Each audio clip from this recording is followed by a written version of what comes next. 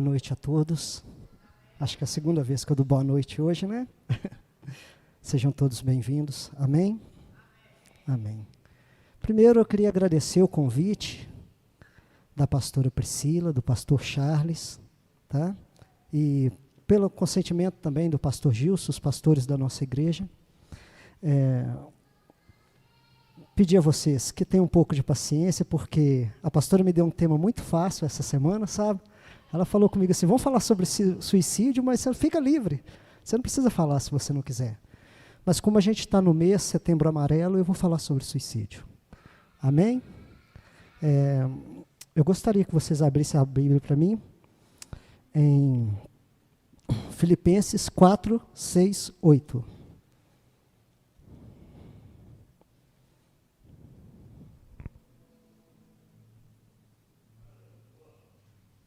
Vocês estão me ouvindo bem aí? O microfone está na altura boa? Somos todos jovens, vamos ficar de pé? Amém?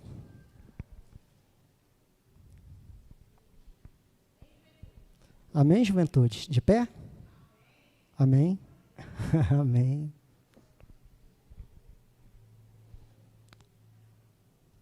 Então, a partir do versículo 6, né? Começando aí no 4, Filipenses 4. Não andeis ansiosos de coisa alguma. Em tudo, porém, sejam conhecidas diante de Deus as vossas petições, pela oração e pela súplica, com ações de graça. E a paz de Deus, que excede todo o entendimento, guardará o vosso coração e a vossa mente em Cristo Jesus. Finalmente, irmãos, tudo o que é verdadeiro, tudo o que é respeitável, tudo o que é justo, tudo o que é puro, tudo o que é amável, tudo o que é de boa fama, se alguma virtude há, se em algum louvor existe, seja isso o que ocupe o vosso pensamento. E ele termina dizendo assim, o que também aprendestes e recebestes e ouvistes e vistes de mim. Isso praticai, e o Deus da paz será convosco. Amém? Amém. Vamos orar? Amém. Senhor amado Pai, aqui está a tua palavra, Senhor. Eu não sou digno, Senhor. Eu sou pequeno perante o Senhor, meu Pai.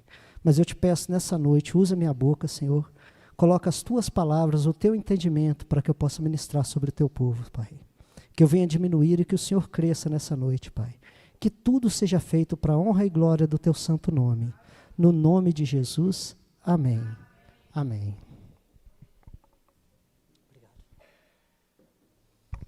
Irmãos, quando eu peguei esse tema para falar sobre suicídio, eu achei bem pesado para ser um culto de jovens, num sábado, né, que a gente está realmente querendo ficar mais tranquilo, relaxar. Mas Deus falou muito no meu coração e eu vou falar um pouquinho sobre isso para vocês também. Amém? O Setembro Amarelo, ele foi criado aqui no Brasil em 2014. Em 2014, o Setembro Amarelo foi criado. Foi por um psiquiatra, Antônio Geraldo, junto com o pessoal da medicina.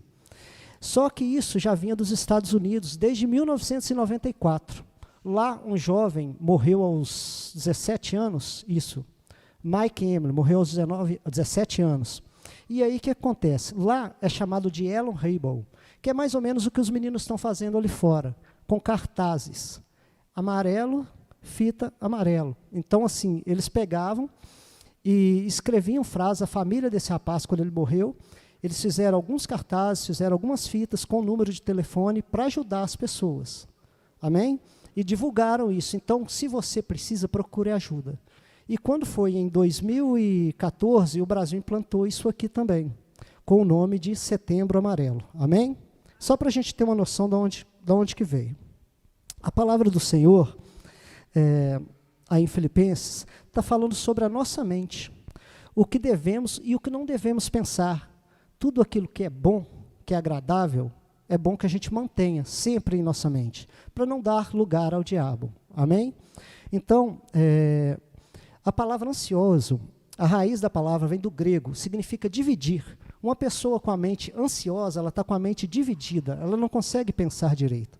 Por isso que toma certas atitudes. Isso serve para o nosso dia a dia, isso serve para o nosso trabalho, para a escola. Então, se você está ansioso com alguma coisa, quando eu falo que eu estou preocupado, o que é? A raiz de preocupação vem do quê? Pré-ocupado.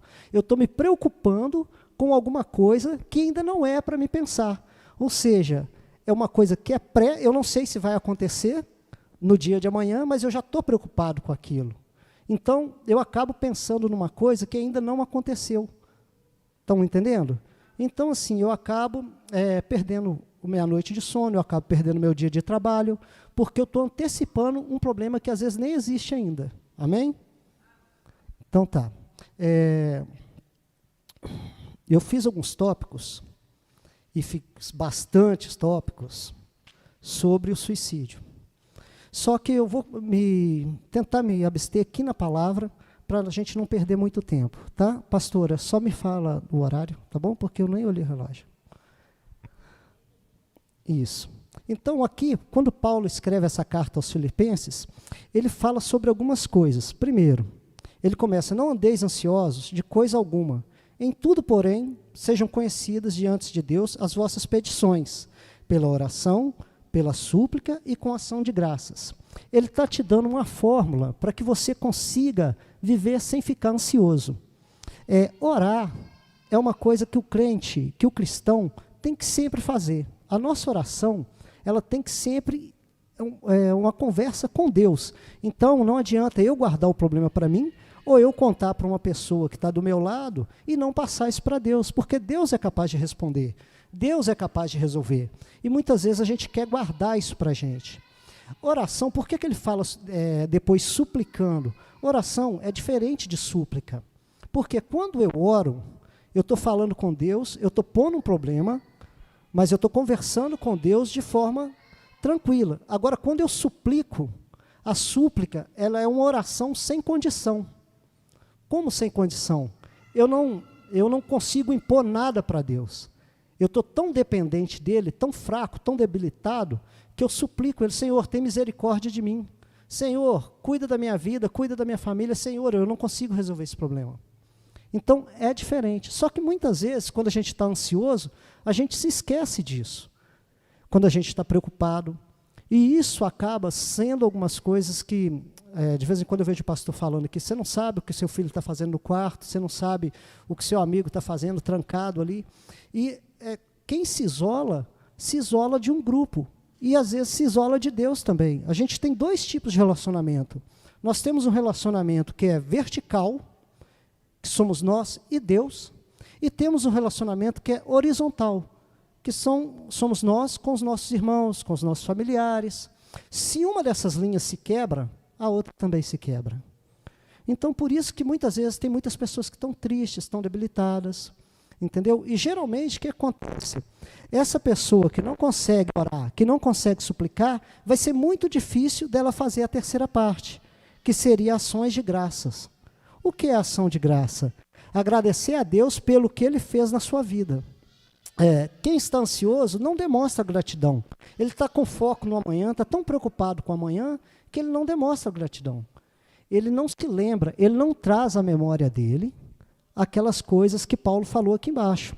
Porque ele não se lembra do que Deus já fez ontem por ele, ele não se lembra do que Deus é capaz de fazer. Amém? Muitas vezes a gente está tão focado nas nossas forças que a gente se esquece que nós não somos únicos, que nós não somos perfeitos perante Deus. Eu vejo hoje em dia muita gente falando que você tem que buscar a Deus porque Ele é capaz de te dar as coisas. Mas você tem que adorar a Deus pelo que Ele é, e não pelo que Ele é capaz de te dar. Muitas vezes nós esquecemos disso, nós tratamos Deus como se Ele fosse um self-service. Eu vou ali no restaurante, vou pôr a comida que eu quero, vou pagar e vou embora. E com Deus não é assim. Se você adorar a Deus, Ele é Deus. Se você parar de adorar a Deus, Ele continua sendo Deus. A gente precisa ter noção disso. E essa ação de graça que Paulo fala, que a gente precisa estar sempre voltado para ela, sempre em agradecimento, e a palavra nos fala para andar em espírito e em verdade, é justamente isso. Não quer dizer que você vai ficar orando o tempo todo, igual os Hare Krishna faz, não. Não é isso. É você andar em espírito e em verdade. Você está trabalhando, agradece a Deus pelo teu trabalho. Você sai de casa, pegou um ônibus, agradece a Deus porque você entrou no ônibus e desceu sem um acidente, sem ser assediado dentro do ônibus. Agradece a Deus. Às vezes são coisas pequenas, mas Deus reconhece em nós que há gratidão. Nós precisamos ser gratos, irmãos. Amém? Então, no versículo 7, vemos uma promessa de Deus para nós. Vamos lá, no 7. Está escrito assim: e a paz de Deus, que excede todo entendimento, guardará o vosso coração e a vossa mente em Jesus Cristo. Ele está me dizendo o quê? Se eu orar corretamente, se eu suplicar, se eu tiver ação de graça, Ele vai nos conceder a paz dele através de Jesus Cristo. E não há nada melhor do que a paz de Deus.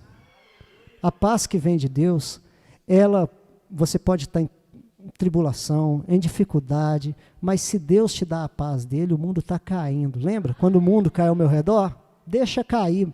Eu estou com Deus no coração. Eu sinto a paz de Deus.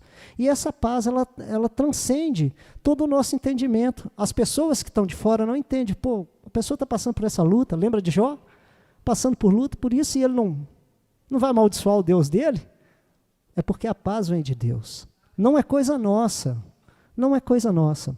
E por mais que a gente pense que nós somos capazes, nós somos dignos de alguma coisa, não somos, irmãos. Não somos. A palavra do Senhor nos ensina que a graça é justamente isso. Nada que eu fizer, nada que eu fizer, aumentará o amor de Deus por mim. Nada. Jesus já morreu por mim e por você para que a gente tenha a vida eterna, para pagar os nossos pecados. E aí tem um outro lado, a misericórdia. Nada que eu deixar de fazer vai diminuir o amor que Deus sente por mim também. Então é isso, viver entre a graça e o favor, todos os dias, adorando, entendendo que só Ele é Deus. E é uma estrada muito estreita também, né? Você saber que você não é digno, você é pecador, misericórdia significa miséria uma parte, córdia coração, nosso coração na miséria. Né? Então nós somos miseráveis. Nós só somos mais que vencedores em Cristo Jesus. Sozinhos nós não somos nada. Tem um pregador aí fora que fala que a única diferença entre nós e o mundo é que nós temos Cristo. Senão a gente estaria fazendo as mesmas coisas que o povo faz. Nós não somos dignos de julgar ninguém. Nós não temos esse direito. A palavra fala que nós temos que divulgar o Evangelho e quanto mais pessoas conseguirmos, mais almas conseguirem ser salvas pelo nome de Jesus Cristo, porque de nós não somos capazes de nada. É importante que cada dia mais a gente entenda que Cristo é o caminho, a verdade e a vida. Vamos lá então, vamos começar agora sobre o suicídio. Eu escrevi um texto aqui, vou tentar ser o mais rápido possível, vou ler algumas coisas e outras não. Por muitas vezes você vive em um mundo de total desespero. Você não vê qualquer solução para os seus problemas. Você não tem objetivos, o futuro parece vazio. Mas eu quero te dizer essa noite que a perspectiva de Deus sobre você não é assim. Lá em João 3,16, diz que Deus amou o mundo de tal maneira que deu seu Filho unigênito para que todo aquele que nele crê não pereça, mas tenha vida eterna. Amém? Então, por mais dificuldades que você acha que está passando, por mais problemas você acha que tem, Deus sabe disso. Deus conhece o teu coração, Deus conhece as tuas lutas. Nós precisamos entender que Ele morreu por nós, foi justamente por isso. Deus amou o mundo de tal maneira que deu o seu único Filho unigênito para todo aquele que nele crê, não pereça, mas tenha vida eterna. Sua vida significa muito para Deus. E Ele proíbe que você atire. Lá em Êxodo, eu vou falar alguns versículos, se vocês quiserem anotar ou se vocês quiserem conferir. Êxodo 20:13 diz, não matarás. É um mandamento do Senhor, não matarás. Então, quando eu tiro a minha vida, eu estou tirando uma vida. Isso é matar, não é? Então, eu não devo cometer suicídio, amém? Tem um provérbio árabe, e isso aí já entra lá em não furtarás, que está em Êxodo 20:15, que diz o seguinte, que o maior pecado para eles é o roubo. Entendeu? O maior pecado, por que para ele é o roubo? Quando você mata um homem, está roubando uma vida. Está roubando da sua esposa o direito de ter um pai, de ter um marido, roubando dos filhos o direito de ter um pai. Quando mente, está roubando de alguém o direito de saber a verdade. Quando trapaceia, está roubando o direito à justiça. Então, muitas vezes, a gente acaba roubando algumas coisas das pessoas sem ter noção que está roubando. Quando você chega aqui na igreja e não adora, você está roubando de Deus o direito que Ele tem de receber sua adoração. É sério, irmãos. Parece às vezes brincadeira, sabe? Às vezes eu falo assim, não, eu não roubo, eu não mato, eu não faço isso, mas muitas vezes eu não percebo que eu faço isso sem perceber. Eu não entendo as minhas ações. A palavra do Senhor fala que o povo perece por falta de conhecimento. Quanto mais você estudar a palavra do Senhor, quanto mais você ler, se dedicar a entender as Escrituras, mais você vai acertar. Nós não somos perfeitos, mas nós devemos errar menos. Entendeu? O pecado, ele vai acontecer. Entendeu? O pecado é um verbo que a gente conjuga mesmo. Eu peco, tu pecas, ele peca, todos nós pecamos. Mas o pecado, ele não pode ser uma constância em nossas vidas.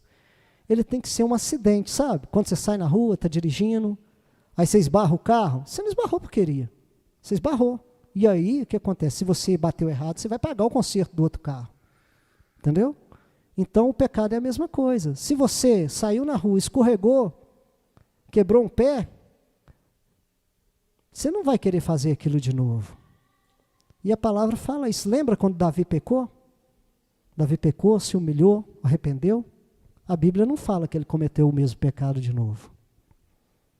E nós, às vezes, somos assim. Cada vez que nós pecamos contra Cristo, a gente está crucificando Ele pelo mesmo motivo. Isso é pesado.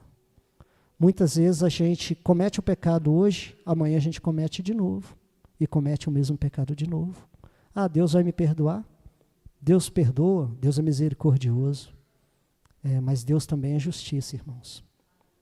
Deus também é correção.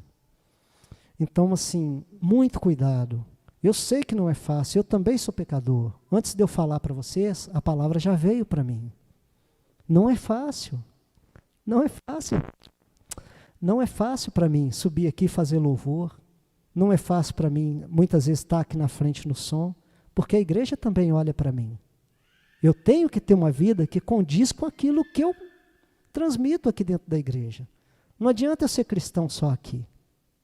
Se eu sair lá fora e brigar com alguém, xingar alguém, e depois a pessoa chega aqui na igreja e fala assim, não, mas o cara está me xingando na rua esses dias. Entendeu?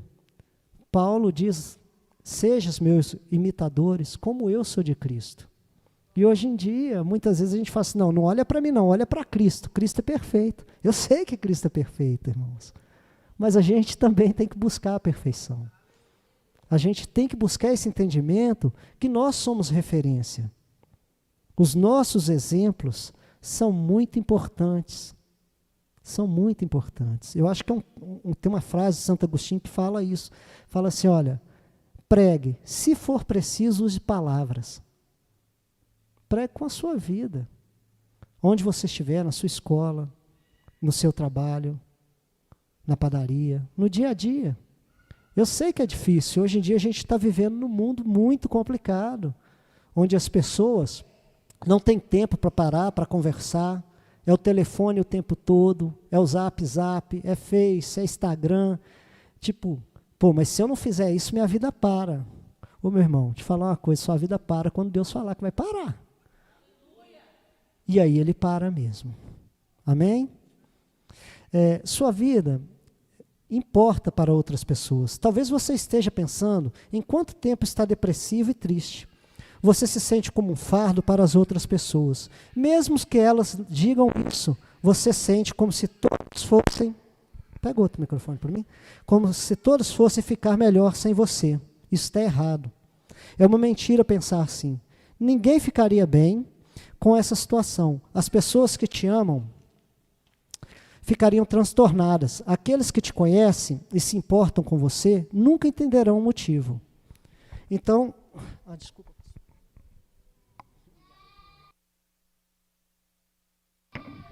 Então, assim, por muitas vezes, quando a pessoa decide tirar a vida dela, pôr um final na vida dela, ela não percebe que ela está quebrando uma aliança com todas as pessoas que a amam, com todos aqueles que respeitam ela.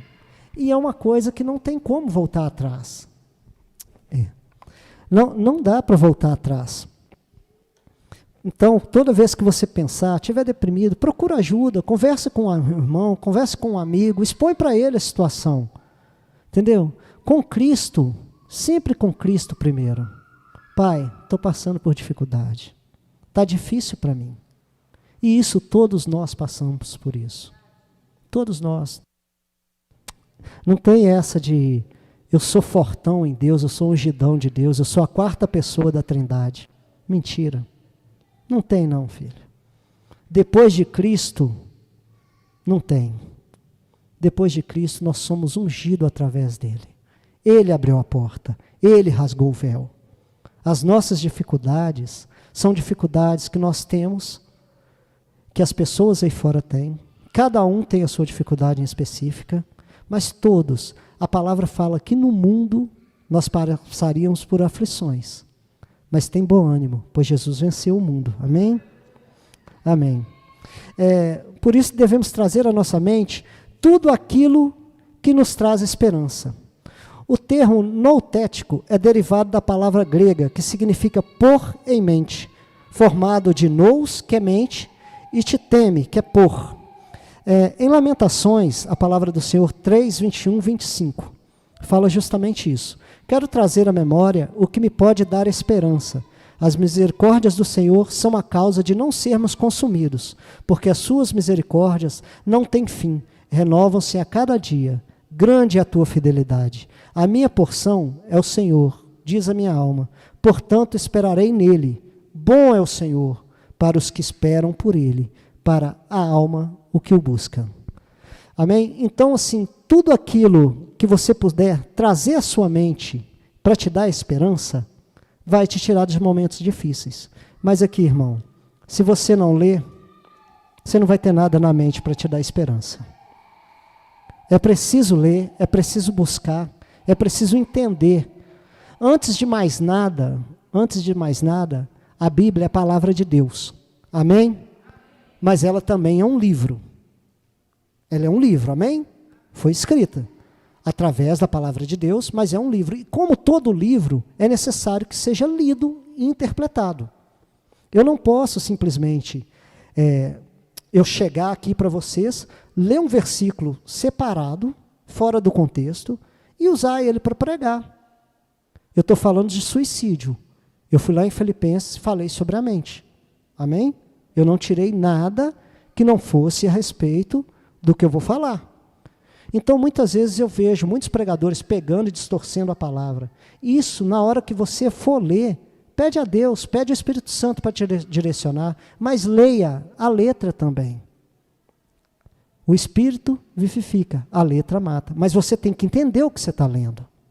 É necessário entender as palavras.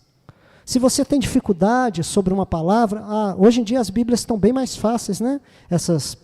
As traduções novas, elas estão bem mais tranquilas do que aquelas palavras difíceis de antigamente.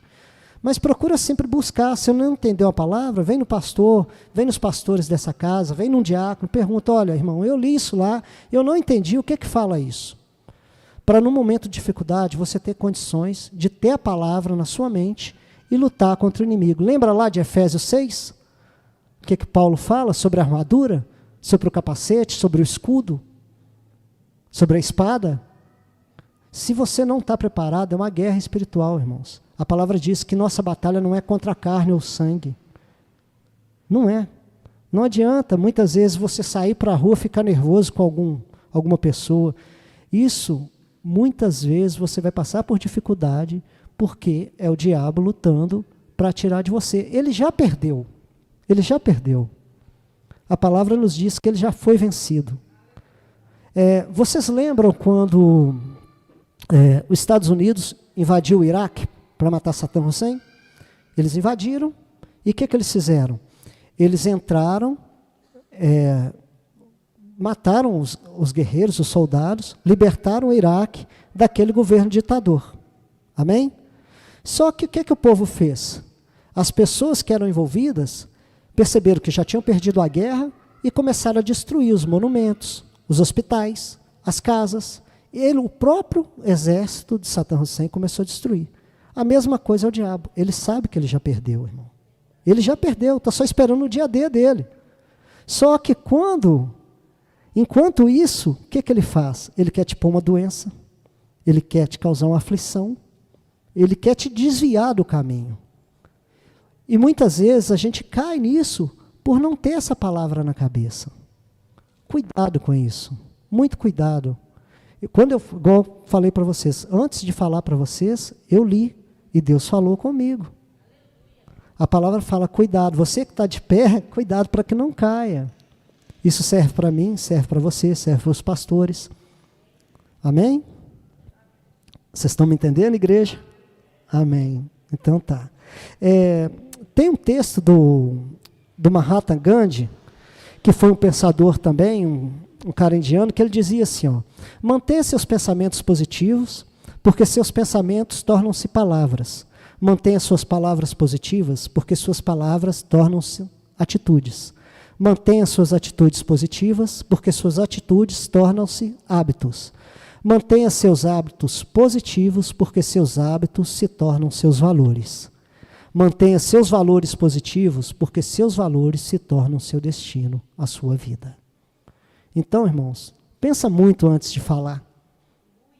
Pensa muito antes de reclamar. Sabe? Tem pessoas que não estão contentes com nada, vivem reclamando o tempo todo. Igual eu falei, dificuldades nós temos. Nós passamos por dificuldades. Mas não dá para viver uma vida sempre lamentando, chateado o tempo todo. Entendeu? Durante toda a história da Bíblia, a gente teve pessoas que clamaram e pediram ajuda do Senhor. No Salmo, vamos ler, Salmo 86, 1:7. Vamos lá. Salmo 86, 1:7.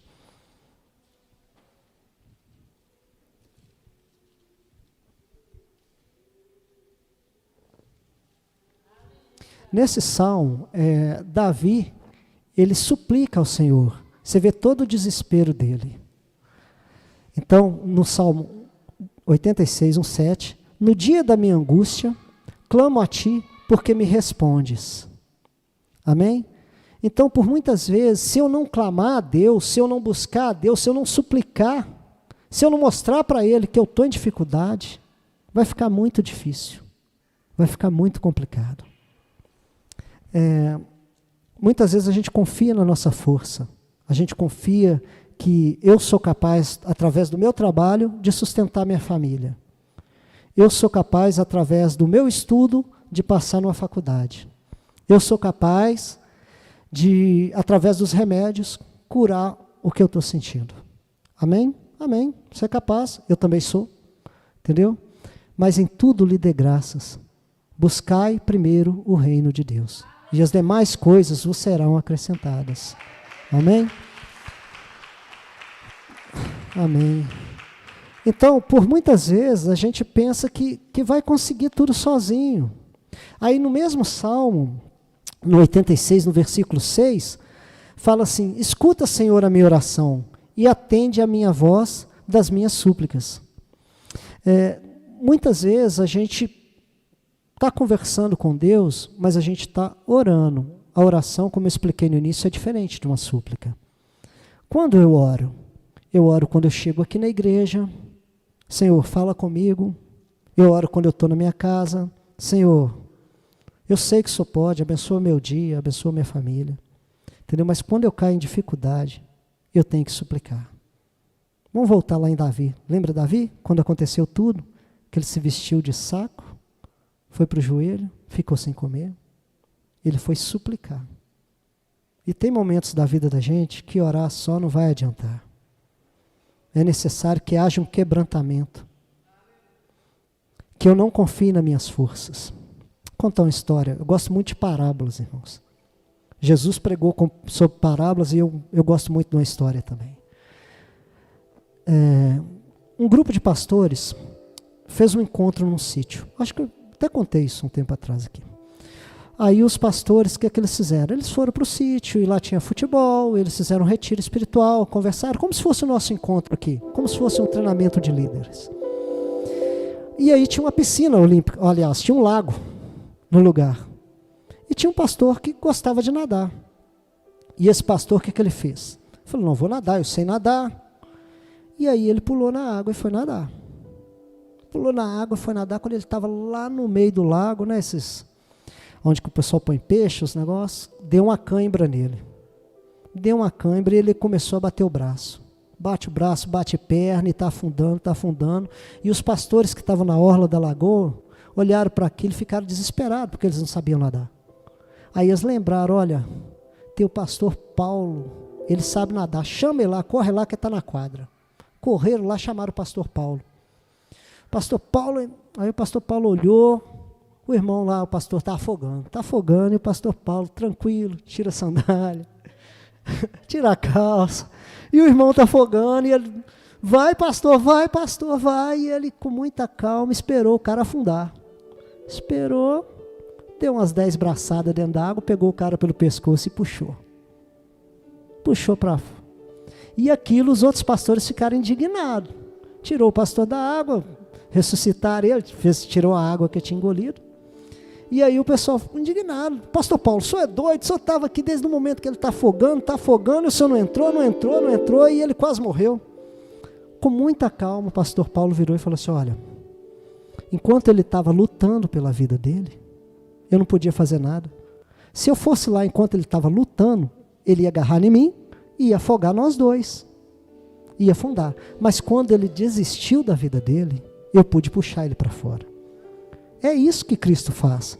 Enquanto você estiver lutando, debatendo, brigando, não vai, filho.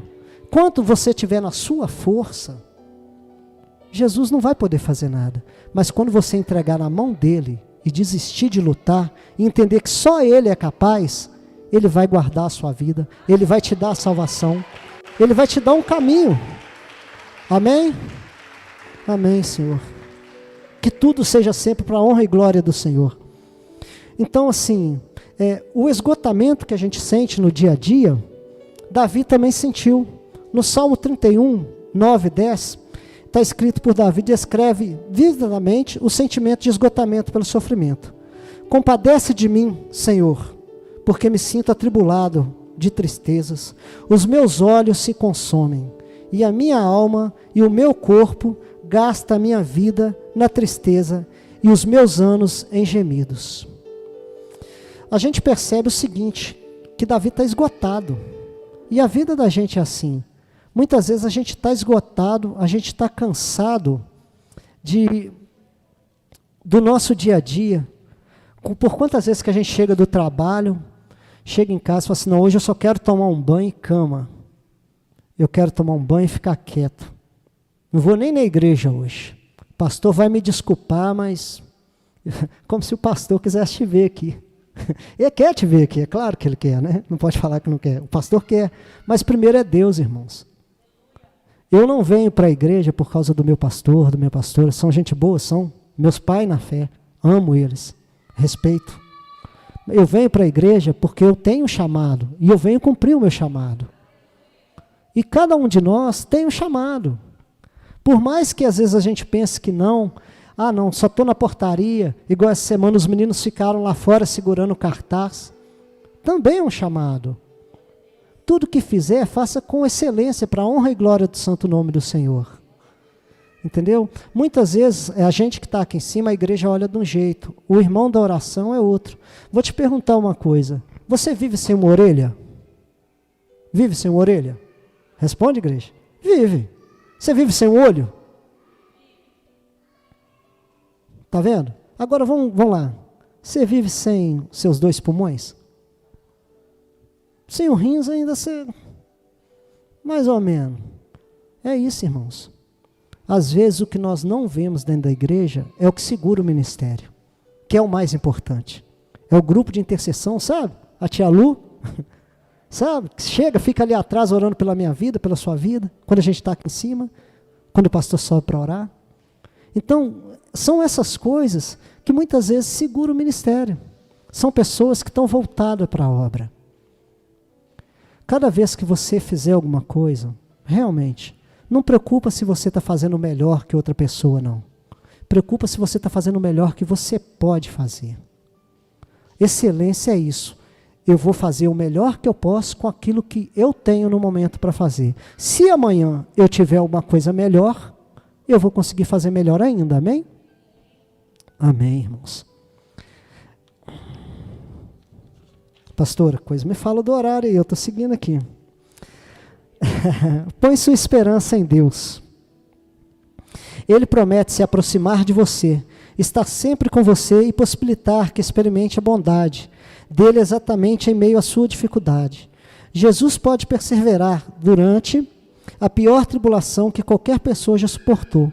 Ele o fez pela alegria que lhe estava proposta, de fazer a vontade do Pai e trazer a salvação para o seu povo. Isso Hebreus 12, 2 fala isso, que Jesus entregou a vida dele com alegria. Imagina o que é passar com aquele sofrimento com alegria. Não é fácil não, irmãos. Tem hora que a gente machuca o dedo aí, a gente fica nervoso demais. Dá um tropeção, misericórdia, o pé doendo, o dedinho do pé, prende o dedo na porta do carro, aí vai xingando o carro, aí não lembra que Deus deu o carro para o cara ir para a igreja, para levar o filho no hospital, para resolver os problemas. Está xingando o carro, porque prendeu a porta no dedo. Então, assim, cuidado, vamos agradecer, em tudo dei graças, amém? Por muitas vezes as pessoas não entendem que tem algumas coisas que acontecem que não estão no controle de Deus. Aí é difícil. Eu não sei se o pastor vai divergir da minha opinião aqui, mas eu vou falar. Muitas pessoas falam assim, Deus está no controle de tudo. Para mim, não. Eu não estou diminuindo Deus. Eu sei que Deus tem o controle de tudo. Mas quando Ele te deu livre-arbítrio, Ele te deixou no controle. Amém? Quando você toma a decisão de pecar, de sair da tua casa, de fazer um crime, de fazer qualquer coisa que não siga a lei, nem de Deus, nem dos homens, Deus está no controle disso? Vocês lembram aí há pouco tempo, quando uma pessoa entrou num jardim lá e matou aquele tanto de criança? Você vai falar, não, Deus está no controle disso. Não, Deus tem o controle de tudo. Ele tem. E sempre vai ter. Só que nem tudo depende da vontade dele. Ele nos deu o livre-arbítrio. Lembra que Adão pecou, Eva pecou? Deus está no controle de tudo. Aí. Se Deus está realmente no controle de tudo, quem está de carro aí? Você fechou o carro ou deixou aberto? Fechou, não fechou? Então, por muitas vezes, a gente toma algumas atitudes, porque a gente sabe que o mundo jaz no maligno. No mundo a gente teremos aflições, e Deus nos diz isso. Nós precisamos entender que Deus sempre vai ter o controle de tudo, mas Ele permite que passemos algumas coisas. Por exemplo, eu tenho o Gabriel, meu menino, ele está com 3 anos, e eu estou perto dele. Mesmo eu perto dele, ele pode andar comigo e cair, e machucar. Eu estou com ele, não estou? Isso impede que ele machuque? Foi um momento de distração minha? Ou foi alguma correria dele? O que acontece? Qual que é meu dever de pai? Pegar ele, abraçar ele, cuidar dos ferimentos dele, estar sempre com ele. Quando ele chorar, eu vou chorar com ele. Quando ele sorrir, eu vou sorrir com ele. Quando ele se alegrar, eu vou alegrar com ele. Amém? Então, essas coisas não dependem. Só que aí eu percebo o seguinte, Deus, Ele não vai te pegar e vai simplesmente falar com você assim, olha, você não vai passar por isso. Mas uma coisa Ele te diz, eu vou estar sempre com você. Você vai passar e eu vou estar do seu lado. Eu vou estar segurando a tua mão. E não depende de mim nem você. Em todos os momentos da vida, da minha vida, de vocês, Deus está do nosso lado. A verdade sobre o amor de Deus não é que Ele permite que as coisas aconteçam, mas a promessa dEle é que Ele sempre estará conosco em todos os momentos das nossas vidas, especialmente quando estivermos passando por lutas e tempestades. Deus guarda a nossa vida. Deus nos livra de todo mal. Deus é infinitamente capaz de curar, de transformar. Eu vejo muita gente, como eu falei no início, buscando a Deus por bens materiais, se esquecendo que o nosso lugar não é aqui. A gente precisa ter casa, a gente precisa ter carro, a gente precisa ter estudo. Precisamos, irmãos. Porque está cada dia mais difícil. Quanto menos a gente estudar, quanto menos a gente se preparar, mais o ímpio vai tomar conta desse mundo. Mais as leis vão prejudicar o cristão. Eu vi o irmãozinho falando aqui essa semana que ele estava candidatando, o pessoal foi lá. Amém. Mas é necessário isso, irmãos, posicionar contra o sistema, entendeu? Se um sistema é corrupto, se o sistema não vale a pena seguir, eu e você não devemos ficar calados. Nós precisamos trazer para o mundo luz. O que adianta sermos, a palavra fala aí, sal da terra e não termos gosto nenhum? Um sal que não salga. Na tua escola, no teu trabalho. O que adianta ser luz e não clarear nada? Precisamos ser luz, irmãos. E precisamos realmente resplandecer a glória de Cristo. Amém? Meu pai costumava me dizer que não devemos recuar nem para pegar impulso. Aí, à medida que eu fui estudando, eu percebi que na dificuldade dele de estudo e na simplicidade dele, ele estava me citando Nietzsche, que é um pensador muito antigo que falava o seguinte aqui, ó. Olha para você ver como é que parece. Demore o tempo que for para decidir o que você quer na vida. E depois que decidir, não recue ante nenhum pretexto, porque o mundo tentará dissuadi-lo. Então, assim, não quer dizer que você está no erro, que você vai continuar no erro, não, irmão. O que eu quero te dizer é o seguinte: se você tomou a atitude de seguir Cristo, não recue. Não volte para trás, não retroceda. Se você tomou a atitude de vir à igreja, está cansado, está isso, está aquilo, não recue. Venha à igreja, Deus tem o melhor para você. Nós precisamos entender que nós somos a igreja. Quando nós viemos aqui para adorar a Deus, exaltar o nome dEle, nós viemos fazer isso como uma comunidade, como irmãos em Cristo. Ah, eu posso fazer isso na minha casa? Pode e deve. Mas quando a gente se reúne para trocar experiência, para falar do amor de Deus, para mostrar uns para os outros que há solução. Às vezes você está vivendo um problema que seu irmão já viveu, e seu irmão te dá uma palavra: olha, eu vivi isso e Deus me deu uma saída, uma válvula de escape. E isso edifica a tua fé em Cristo. Por muitas vezes, tudo que nós passamos, tudo que nós acreditamos, se perdem assim, se esvaem do nada. Por quê? Porque eu deixo a dúvida. Eu costumo dizer que a dúvida é o esqueleto no armário da fé. A fé, se ela tem um esqueleto, se ela tem essa dúvida guardada no armário, ela não procede. Por quê? A fé é uma coisa que é a firmeza daquilo que a gente não se vê, naquilo que a gente não é capaz de tocar. Quando você vem aqui para a igreja e você sabe que amanhã você vai almoçar em casa com seus pais, é por fé, irmãos. Nada nos diz que amanhã nós vamos acordar. Nada nos diz isso.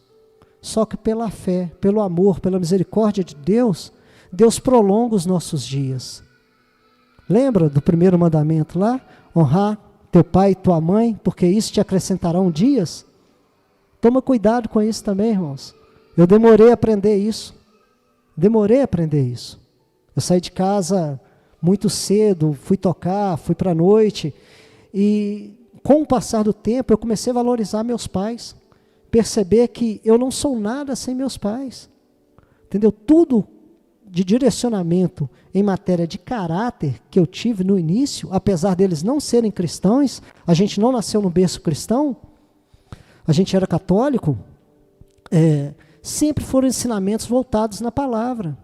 Filho, você não pode fazer isso, você não pode beber, você não pode fazer isso, você não pode fazer aquilo. Não é assim que funciona. E naquela época, não era igual agora que vocês argumentam e o pai fala assim: não, vamos conversar. Ô filho, já te falei que não pode fazer. Você fez, da onde que estava a enxada vinha. Entendeu? Era o couro mesmo. Hoje em dia não pode se bater, né? O negócio mudou muito. Não pode se corrigir. Mas naquela época que a gente foi criado, quem tem mais de 40 aí, sabe como é que era. O negócio não tinha conversa, não. era olhar. O pai chegava em casa, os meninos tudo fingiam que estavam dormindo. Às vezes nem banho tomava, corria para a cama, deitava todo mundo. Vão fingir que estou dormindo, porque senão o pau quebra. Então, hoje em dia, as coisas ficaram mais maleáveis, ficaram mais tranquilas. Os pais, hoje, até pela criação que eu vejo comigo, com o Gabriel, a gente segura a onda para não dar uns tapas, tem hora. Entendeu? Não quer dizer que eu não vou corrigir ele, eu preciso corrigir, eu sou pai dele. Eu quero ser amigo dele? Quero, mas eu sou pai dele antes disso. E Deus é a mesma coisa conosco. Deus é o nosso pai. Então, às vezes, Deus quer nos corrigir, está doendo, eu fico rebelde e falo, eu não volto mais. Cuidado com isso, hein, irmãos? Amém? Cada um de nós temos talentos únicos. Nós somos agraciados por Deus. Não adianta ninguém dizer para você, faça isso ou faça aquilo, siga esse caminho. Cabe a você escolher o que vai ser daqui para frente. Cada um deve descobrir por si. E o mais curioso de tudo é que muitas vezes essa descoberta vem com muita dor e sofrimento. Isso faz parte do nosso processo de amadurecimento. Mas uma coisa que eu percebi no decorrer da caminhada, que por mais que você descubra as coisas sozinho, quando você está com Cristo, você erra menos. As suas atitudes, o seu modo de falar, o seu modo de caminhar é diferente. Quando você tem Cristo no coração, você começa a entender que você não pode simplesmente sair fazendo as coisas sem pensar. Quando você tem direito à escolha, e a vida da gente é essa. Jesus te deu livre-arbítrio por isso. Eu tenho direito à escolha, você tem direito à escolha também. Amém? Só que o fato de não escolher nada, também é uma escolha. Acontece uma situação, e eu falo assim, não, vou fazer nada não, vou deixar a situação se resolver. Isso também é uma escolha. Quando eu escolho não fazer nada, não tomar atitude nenhuma. Então tem hora que a gente se vê em determinadas situações, que a gente não sabe o que fazer, a gente não busca Deus. Às vezes a gente busca, não, tem um amigo meu aqui, eu vou falar com ele, e a gente, muitas vezes os nossos pastores falam isso, você não quer um conselho, você quer alguém que concorde com você. Eu trabalho com aula, eu já perdi vários alunos por causa disso. O aluno veio conversar comigo, adolescente, falaram que tinha feito isso e isso com a mãe, com a avó, ou com o pai, e eu falei, não, está errado, isso está errado, você não pode fazer isso não. O aluno não volta mais, por quê? Ele queria que eu concordasse com ele. E para mim não importa se ele não vai voltar também não. Importa que eu tenho que ser sincero com aquilo que eu acredito na palavra. E eu não vou mentir para as pessoas, porque a pessoa está assim, não, é porque aconteceu isso e isso. Não, filho, você deve respeito. É seu avô que te cria, é seu pai que te cria, então você deve respeito. Entendeu? Eu não posso simplesmente levantar a minha voz com uma pessoa mais velha. Não é do meu... Entendeu? Por muitas vezes eu engulo seco algumas coisas, engulo. A pessoa é mais velha do que eu tenho que ter noção disso. Amém, irmãos? Eu não sei porque que eu estou falando isso não, mas Deus foi falando e eu estou falando aí. Vocês estão me entendendo? Amém? Amém.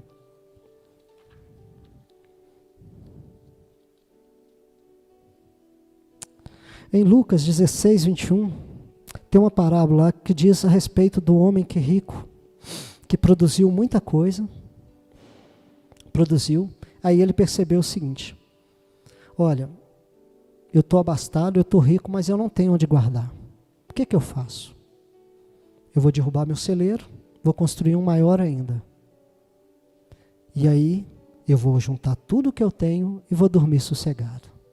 E a palavra do Senhor, a parábola diz o seguinte, maluco, né? Insensato, essa noite mesmo pedirei a tua alma. Quantos de nós é assim?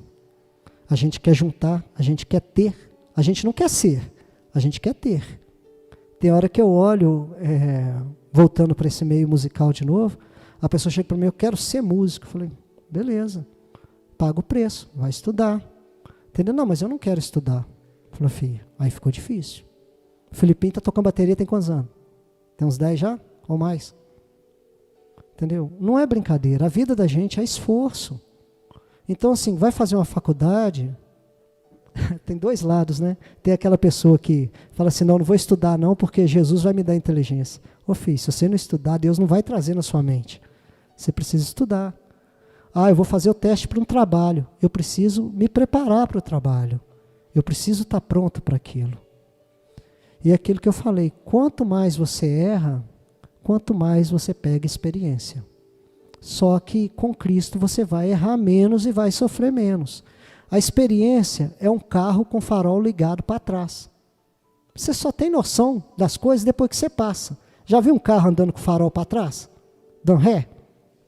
Entendeu? O farol é para jogar para frente. Então ele clareia a sua frente. Quando ele é virado para trás, só depois que você passa que você vai ver. Se tiver buraco, você já caiu no buraco. Se tiver um quebra-mola, você já passou correndo no quebra-mola. Então, por muitas vezes, a gente percebe isso. Que a experiência nossa não vale nada. Por isso que a palavra fala para a gente ser sábio. Aprender uns com os outros. Irmão, você passou por isso? Passei, irmão. Tive uma situação semelhante. O que você fez? O que aconteceu?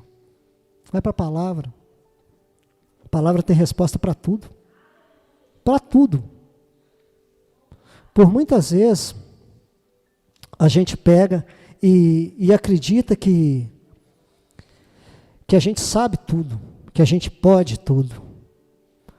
Eu tenho meu estudo, eu tenho meu salário. Nós não temos nada, irmão. Nós temos só aquilo que eu te falei, a graça e a misericórdia de Deus. É o único motivo de não sermos consumidos. É o único motivo. A gente quer tentar fazer tudo certo, mas acaba fazendo tudo errado. Paulo diz isso, né? O bem que eu quero fazer eu não faço, e o mal que eu não quero fazer eu acabo fazendo. Então a gente tem que ser sóbrio nas nossas decisões. Então, voltando para a questão do suicídio, irmãos, na Bíblia, a gente tem algumas pessoas que suicidaram, entendeu? O mais conhecido é Judas, mas se você pegar a história realmente de Judas, diz que ele saiu para suicidar, mas ele se precipitou, barranco abaixo lá e morreu, entendeu? Não fala que ele foi enforcado. Então, tivemos outras pessoas, tem muitas pessoas que falam que Sansão também suicidou, mas eu acredito em Sansão mais como um sacrifício de vingança pelo Senhor. Ele se sacrificou pelo um bem maior. Ele queria matar os inimigos do Senhor e ele empurrou as muralhas lá e caiu as pilastras. Então, por muitas vezes a gente debate isso. Se eu fizer isso, eu vou ter salvação ou não vou ter salvação? Irmãos, toda a vida, a palavra fala do Senhor, que ela é primordial. Ninguém tem direito de tirar, nem a vida do próximo, nem a sua própria vida. Amarás o teu próximo como a ti mesmo. Sempre com respeito, sempre com consideração. Eu sei que não é fácil. Eu estou falando de mim também, entendeu? Eu sei que não é fácil para mim também. Eu fui criado de uma forma que por muitas vezes, se não dava certo, eu isolava. Não dá certo? Não vou conviver com a pessoa. Entendeu? Ninguém é obrigado a conviver com a outra. Só que a palavra fala para a gente suportar uns aos outros em amor. E isso, irmãos, viver isso é difícil. Seguir o exemplo de Cristo é muito difícil. Mas ele não falou que seria fácil. Entendeu? Se você quiser me seguir, tome a tua cruz e siga-me. A palavra nos diz isso. Essa noite, irmãos, que você possa refletir sobre o que você tem feito do teu tempo, das tuas palavras, dos seus pensamentos. À medida que eu fui preparando essa palavra, que eu fui estudando e fui tentando entender melhor esse setembro, né? Entender o porquê disso tudo. Por que é tão... Eu tive amigos que perderam a vida assim.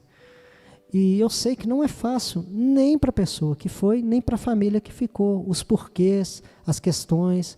Então, peça ajuda. Se você está deprimido, se você está chateado. Nem tudo é psicológico. Tem coisas que são espirituais. Se são espirituais, vai ao teu pastor, vai ao teu líder, conversa com ele. Entendeu? Mas não sinta vergonha de expor a situação. Todos nós temos limitações. Todos nós temos fraquezas. Mas somente em Cristo nós temos a salvação. Jesus, quando ele entregou a vida dele naquela cruz, foi para pagar por todos os nossos pecados. Jesus nos ensinou que o amor vale a pena, que não é um amor simplesmente da boca para fora, é um amor de verdade. Quem é pai, quem é mãe sabe disso, e vocês que ainda não são, vocês vão perceber isso. Eu acho que o amor que se assemelha mais ao amor que Cristo É o amor de mãe para o filho, de pai para o filho. Porque você sente a dor na carne daquilo que teu filho está sentindo.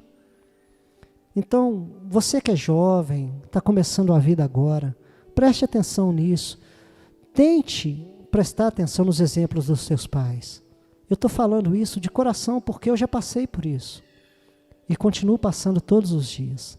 Eu tenho meu pai hoje em dia com 76 anos.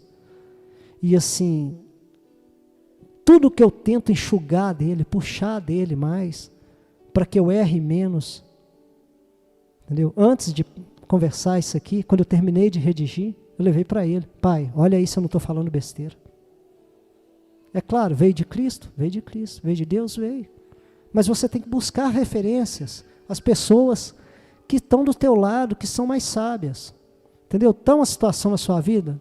Mãe, estou com essa situação lá no meu trabalho, está acontecendo isso e isso. O que é que eu faço? Busca isso. Pai, aconteceu isso e isso na rua, eu estou sem saber o que eu faço. O que o senhor me diz? O senhor já passou por isso? Tente entender. Tente viver realmente a vida de Cristo. Pergunte-se antes de fazer, Cristo faria isso? Será que eu devo fazer isso? Amém, irmãos? Que Deus possa abençoar a vida de vocês. Espero ter conseguido passar um pouquinho do que eu estudei, do que Deus me transmitiu na palavra. Tá? Espero realmente que Jesus seja cada dia mais o princípio de nossas vidas. Que Ele seja o único, que seja adorado, glorificado e que sejamos exemplos uns para os outros. Amém? Que Deus abençoe a todos. Em nome de Jesus.